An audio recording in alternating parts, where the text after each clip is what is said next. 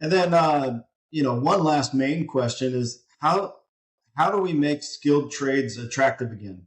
How do we make it to the point where, everyone at one point in time is thinking, can I work with my hands? Can I get up and go and enjoy it? What you were just talking about. How do we do that? So I think part of what we've done in Georgia is a perfect example. I think it's the right playbook. Number one, introduce it into the school systems early on, and it's never too early.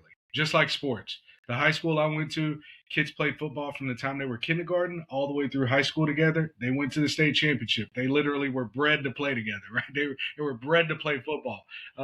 We can use that same playbook. We can introduce kids to construction early on, generate that interest early on, and then create the programs in the pipeline to where they can continue that passion and make sure that they're really getting industry standard training and education. And that's where our industry has to continue to support and continue to make the impact that we've been making.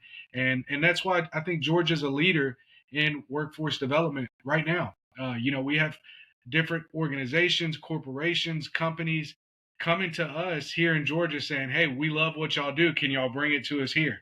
And that's just kind of a testament to what can be done when these parties come together, when that gap is bridged with industry and educators, and when there's an organization in the middle that's really helping to facilitate and push that growth across the state.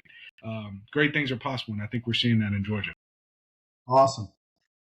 So if there is leaders listening to this right now, what would you say on the construction ready side? What helps you guys? Let's say there's a leader in Georgia or one of the states that you're expanding to that's listening to this at this moment.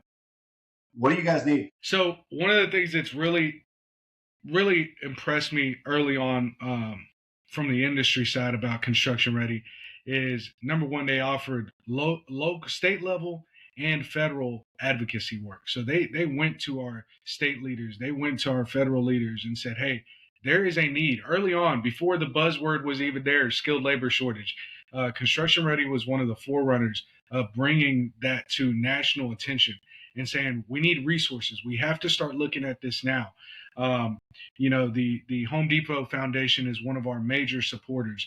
They do a phenomenal work in the state of Georgia in this capacity. We couldn't do what we do without them. And then our other industry leaders, they saw the need that was there, and they stepped in and were willing to support organizations like ours and invest into the community, invest into our young people, and invest into adults that were interested in pursuing careers in our industry.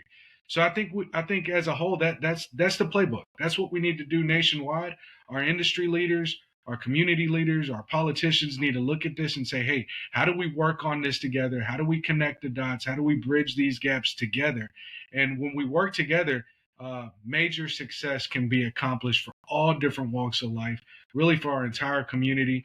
And we become one of those very important engines in our nation. And I think the state of Georgia has been able to do that on a very high level because of the amount of support that we get across the board. That's awesome. So now, if anyone wants to learn more about you guys or reach out to you guys or get in contact with you, how do they do that? So feel free to look us up online, constructionready.org.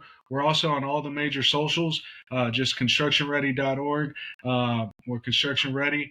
But yeah, feel free to check us out online, and we'll just keep doing what we're doing. Thank you for your support, and thank you for bringing this onto your station.